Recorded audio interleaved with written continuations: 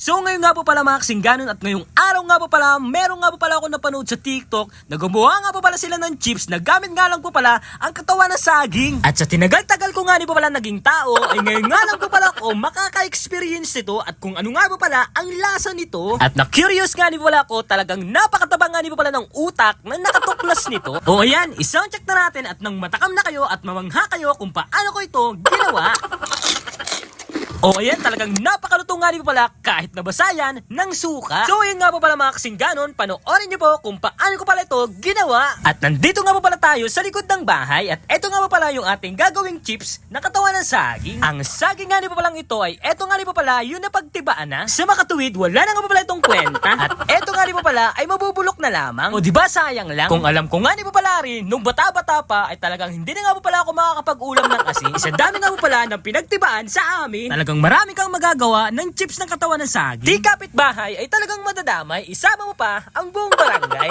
Pero ang gagawin ko nga lang po pala ngayon ay pang-akin lang para lang masubukan at matikman. At kapag ganito nga ni po pala kaputi at kakinis ang katawan ng saging, ito na nga po pala yung ating gagawing chips. Dahil ito nga po pala yung malambot na part ng saging, maliban sa ubod nito. So ayun mga kasingganon, at ito na nga po pala yung sahan ng saging at ganito nga lang po pala ang step nito sa paggawa ng ating chips na ating gagawin sa balat ng saging. Hihiwain nyo nga po pala ang magkabilang tabi nito. Titira nyo nga po pala yung gitna na matabang part. Tatagtagan nyo nga rin po pala yung pinakabalat nito. Sa pagtapon ng balat ng saging ay ganun din naman. Hihiwa-hiwain na natin ng maliit na part. Tatagtagin na rin nga po pala natin yung kabilang side na ito. At ang kukunin nga po pala natin yung butas-butas na ito. Yan na nga po pala ang magiging chips mamaya. Yan nga lang po pala ang proseso. Kahit hindi ko na masyado idetalyado. Kung naman na matatanda na kayo at masusundan nyo ito kung papaano nga po pala ang proseso. At kahit bata ay talagang masusundan nito. Katapos ko nga rin po palang maggayat at hugasan ang ating chips, ngayon ididip naman po pala natin yan sa ating breading. Ang ginamit ko nga po palang breading dito ay crispy fry. Hindi nga po pala kayo tinatamad, pwede naman po pala kayong gumawa ng sarili nyong breading. Yung nga po pala ng bitchin at asin at paminta o di kaya alis na. At sa pagpiprito, ganito nga rin po pala ang proseso. Kailangan nga lang po pala sobrang init ng ulo mo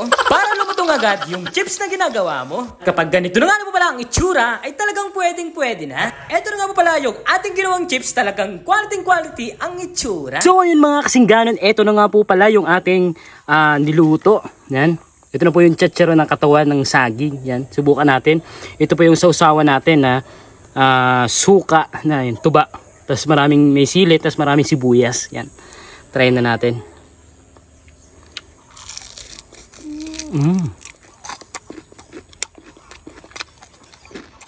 Napakalutong.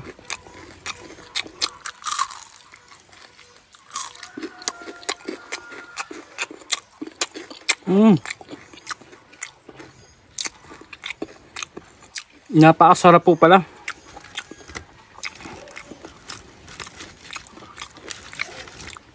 Ito po.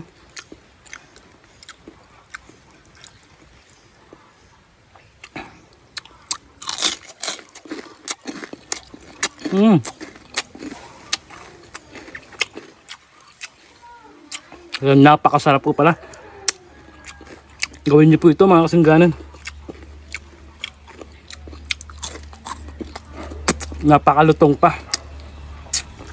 Hanggang dito na lang po pala mga kasingganon. Salamat po pala sa inyong panonood. And God bless po sa inyo lahat. Huwag niyo pong kalimutan mag-share and mag-follow na rin po pala sa ating Facebook page.